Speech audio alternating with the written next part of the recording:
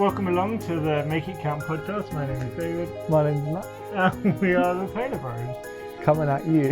Every time. Just flip into it. So, we are hitting our August series. You wanted to talk about... Well, August artificiality. Something like that. Yeah, we're artificial August. Yeah, are we even here or are we just an artificial construct of the Matrix?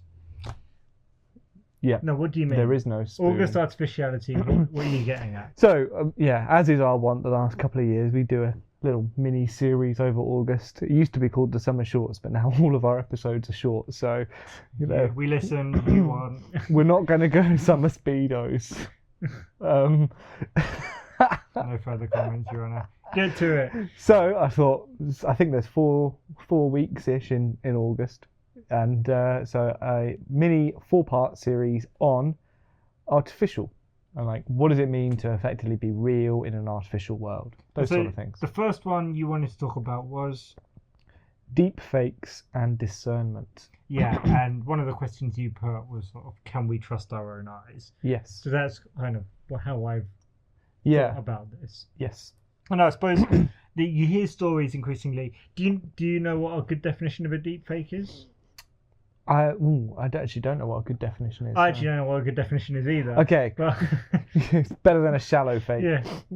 I think for those who have no idea what it means, it's this idea of you might see an image or a video or maybe even hear a audio of someone and it looks real and it sounds real, but actually it was not them. It wasn't authentic. It was digitally created in some way or another. And of course, with the advent of generative AIs, those are becoming much more abundant. Yeah, so recently people in the UK probably will have heard of him, a guy called Martin Lewis. He does a lot of money saving expert, and he helps consumers effectively save money in the marketplace. He doesn't receive money for it. He doesn't make money directly from it. He's usually paid by... Is it Channel 4 he has a show with? Anyway, basically there was a video coming out where he was saying, hey, go on this scheme, it's a really good thing, you should support Elon Musk on this, and it turned out it was a scam, and it turned out it wasn't him at all. Wow. But they'd been able to recreate his voice, his video likeness, and people thought, oh, I know him, I trust him. Wow. I'll go along with that. I can do... He said I should invest in this. Maybe I should. And it was a deep fake. And so that's kind of what you're saying. Is, yes. What does it look like when so much of, maybe especially the online world, the artificial world, how do we know if we can trust it? Can we trust our own eyes? Yeah. For me, it kind of the whole saying of, oh, I'll believe it when I see it. That seems like a quaint idea now. Like I'm kind of nostalgically longing for those days when it's like we thought that video evidence was basically proof. Like if someone now shows video in court, they're going to have to go, well, we're going to have to pass this through all sorts of things to test whether this is true or not. And it sometimes just within internally that video you wouldn't be able to tell, so you'd have to look at other evidence to verify those sort of things. So I believe it when I see it. Is that even true anymore? Well, and I suppose that was interesting, but the parts of this that I found interesting were they're saying more than half of people in the States, USA, consume the majority of their news through social media. Right. Wow. So that's their primary go-to place for consuming news. And that becomes a bit of an issue. And whilst everyone will say, oh, don't believe everything you read on the internet, most of us don't act with that belief in mind, and that's because probably what I would understand is most of us have a trust bias, so we're more likely to trust unless figured otherwise. So there was a study I saw that said people are pretty much 50-50 on being able to accurately spot a lie.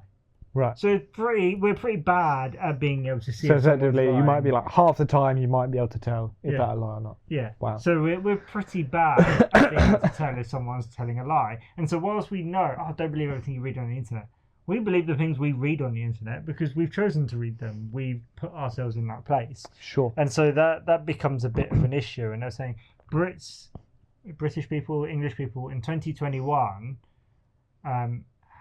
was it more lost money to cyber scams than any other developed country? Wow. So we are especially dupeable. Yeah, and so it's like you said, what can we trust online? What does that look like? What does that even really look like for us to show up when it's like it's a deep fake video of somebody? It could be a deep fake video of us. It could be a deep fake if they have some audio or some video of you, they can recreate your likeness and use you to generate money. Yeah, so I suppose this would be the time to say, if you ever see a video of us asking for some money on some scheme, it's probably not us. Yeah, so far we've not asked for any money. And in a sense, that's because you see it more and more now, you know, your financial institutions and banks and everything, and whatever you think about them and their trustworthy record over the decades and hundreds of years, they are always saying, like, we're never going to ask you to give out your details. We're never going to ask you to make a secure payment to check something or be part of a fraud case, because they go, we have to set certain behavioral things. There's no way that they can, on the I suppose on the face of it, say, well, you can trust it's us because the email address or because it looks like it's from us. They know it's really easy to effectively mimic those optics, and so they have to set in certain like behavioral limits. We will never do these things, and anybody that's asking anything outside of that is not us. Yeah. And there was another story I came across, and it was a guy who worked for a major bank. I can't remember the exact details, but effectively the CEO had phoned him up and asked for, like, transfer this money to here. Yes. And he caught it by asking a personal question about a book they'd both been reading. Wow. And it caught it up, and obviously he was probably clued in, because I expect in some of the big companies they have quite a lot of media training. Yeah. But also he'd obviously worked with this person and knew this person and just checked and verified. And so some of the stuff that I came across around this, maybe it's not can we trust our own ideas and our own eyes and discernment, but they basically went, media literacy is really important. Yep. Actually, the people that tend to maybe fall for some of these things are in their 60s or 70s. Wow. So it's that older, less literate thing. So there's some education and media literacy is required. But I sort of thought something else is useful. At this point, step offline a little bit. Yeah. I mean, it's not a surprise that maybe we're saying this, but actually our actual eyes are very good at perceiving things. You can see if a person is real, if they're looking at you, or they're engaging with you. And so I think when we can step offline, we actually, that is one of the ways to trust our own eyes. Yeah, absolutely. I mean, there will always be, there's those, what they call them, visual mirages. Yep. Optical illusions. Yeah. And of course, that is effectively what street magicians and everything, it's the art of diverting the attention, and even, you know, maybe fraudsters or whatever, but the stakes are much lower. You know, I was listening to a podcast this week, and it was talking about we are all disciples of the internet. And someone was pushing back, and they were just like, well, it's not necessarily what you're consuming on the internet. It's not necessarily the even where you're going. It's just that we are all being trained to want speed and efficiency and ease in all of these different things. So we have this, we hate it. We have this large emotional response to whenever there's a delay, or then whenever there's any confusion or uncertainty. And so it's no wonder again that the things that most attract us are things that are very certain, you know, and are very quick and easy. And you're going,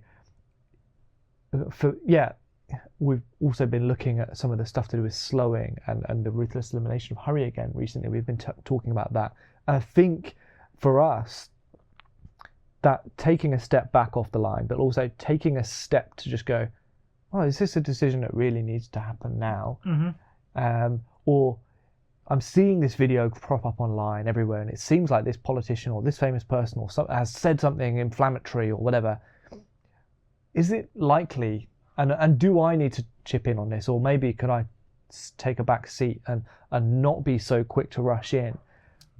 I suppose to say that, and then one final point is, when it comes to scams, one of the things they often talk about is there will be that they'll get your heart racing, they'll make you work really quickly. And so when we're in that culture of speed and hustle and hurry, that we're already halfway there. And so taking a step back can be useful. I suppose the only other thing I would add to this is it Professor Jeff Hancock? I don't know if I wrote that down right. I can't read my own writing.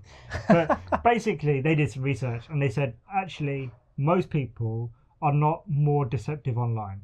So in their dating online profiles, they're going to be as truthful online as they would be in person. Wow. So most people, and this is it, the majority of people are trustworthy. Are operating in good faith. It's right to have a trust bias, but there are a significant minority of people that will try and be deceptive. Sure. And that's why slow down, take a step back. For sure. That's why sometimes the best thing to do is step offline, because most people probably in your life are not going to be trying to scam you. For sure. And going back to that last point you said about the online offline divide, it's significantly harder to fool someone offline though.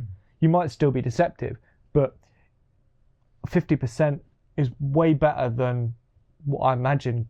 Just spotting things online is probably way lower, because with a dating profile, for example, I can't tell whether those are pictures of them. I can't verify any of their information. Whereas in real life, at least I can see there's a person in front of me, and I might be able to pick up on some, oh, that seems a bit weird, or that doesn't match. Anyway. So yeah, there's an artificiality in this world, especially the online world, which is kind of what we're talking about, this artificial world. I think hopefully that was some things for you to think about. And what does it look like to spot that deception? So once more, what does it look like to have good discernment in a deepfake world? We don't have all the answers, but we hope there's been some food for thought. Let us know what you think of this episode and join us in the next episode, because I think it kind of bounces off this one.